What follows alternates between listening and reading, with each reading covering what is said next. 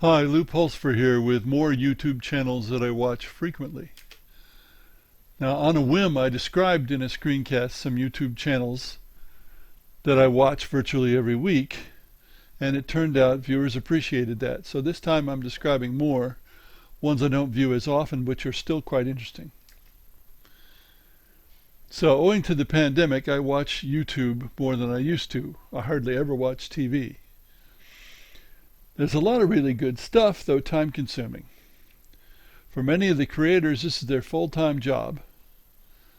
So I'm going to talk about a variety of topics, especially history, battles, cooking, film, TV, and astronomy.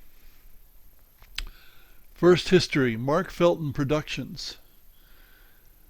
He specializes in mostly World War II obscure stories with lots of fascinating footage and British leaning. He seems to be British.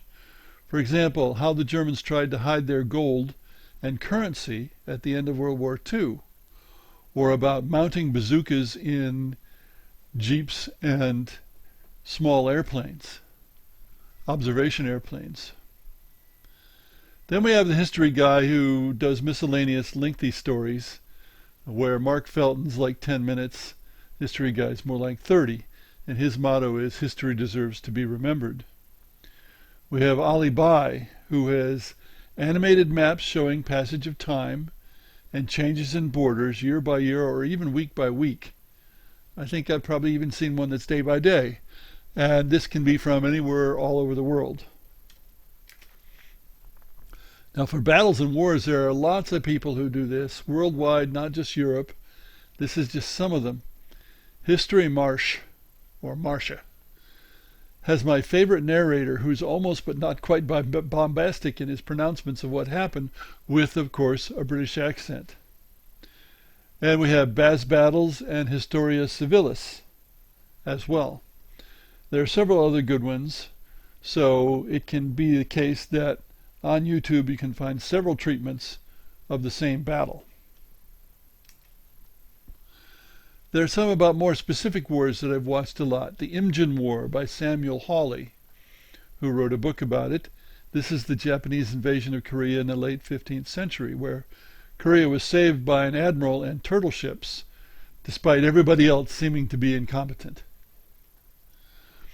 Then we have the Shogunate, who specializes in Sengoku Jidai. It's actually an American who's very much into Japan. So this is about the Warring States period in Japan, not China, culminating in the Battle of Sekigahara in 1600 and the Tokugawa Shogunate in 1603 that ruled until the 1800s. For astronomy, we have Astrum, which does longer videos about astronomical topics, and Isaac Arthur, who has long, deep looks at topics such as Dyson spheres, Matryoshka, which are layered worlds, and more. He, I would say, is perhaps more original in his topics than most, and goes into more depth than most. Now, for cooking, I've never watched TV cooking shows, but I watch a lot on YouTube. Wilderness Cooking is the first one. It's not so much obtaining recipes as just being fascinated by this dude from a mountain village in Azerbaijan who cooks traditional ways and traditional meals.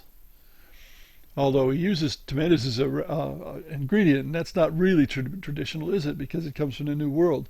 He uses tandoor ovens sometimes, otherwise he cooks over an outdoor wood fire. It's relatively new, but there's millions of hits. And I watch this stuff even though I'm not, for example, going to ever eat kebabs made out of lamb testicles. Another is My Name is Andong, a German, I think, of Turkish descent. He's more into the science of cooking than many. For example, in one video about potato chips, he pointed out that if you start with cold oil and put the potato chips in and then run it up to temperature, they'll actually be less affected or less oily than otherwise.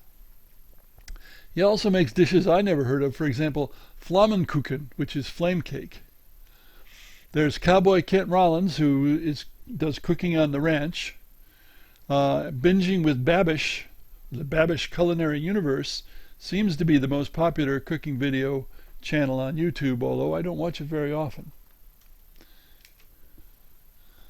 Film and TV. Thor Skywalker, a very reasonable, very grounded gent in his 40s, unlike many who talk Star Wars movies and TV, which is what he often talks about.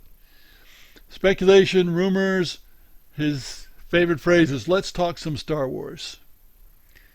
None of the extremist views or the clickbaiters who have little to say that one often sees in this sector. Another is new rock stars who have breakdowns of episodes, movies, trailers. They find Easter eggs, speculation about the plots, and Eric Voss is one slick, fast talker. Generation Tech answers questions we never thought to ask about Star Wars, Marvel, and so forth.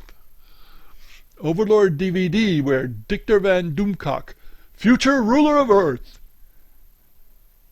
with his face hidden by a huge mask and voice modulated, talks a lot of rumors about Star Wars, though not unreasonably. He refers often to his screen industry sources. And finally we have George Rackall Smith, more a traditional sort of film critic, but still a bit unconventional. And then we have some miscellaneous ones. Metaball Studios uses 3D models and creates comparisons of many types, from the size of tanks to how big a spherical heavenly body would have to be the same surface area as an earthly country. We have Moscow, who simply makes really good big models with cardboard and matches and then burns them up or blows them up. Battleships, dragons, rockets, etc. We have Flight Test. They make models, usually flying vehicles, out of foam board and use electrical drone engines to fly them. So none of the little gasoline engines. And they sell lots of kits for this kind of stuff. So, one episode they have flying dive bombers attacking a 20-foot battleship with a passenger on the battleship, made out of foam board, firing back with a BB Gatling gun. X-Wing fighters, speeders flying around in AT-AT, TIE fighters, Millennium Falcon. They are boys with toys, and they have so much fun and make good videos showing construction and use. Amazing Viz is much like Metaball Studios, comparing size using 3D modeling, frequently military vehicles, starfighters in Star Wars, German tanks, crazy-looking aircraft, and so on. So, I hope you find something worthwhile from this list. Thanks for listening.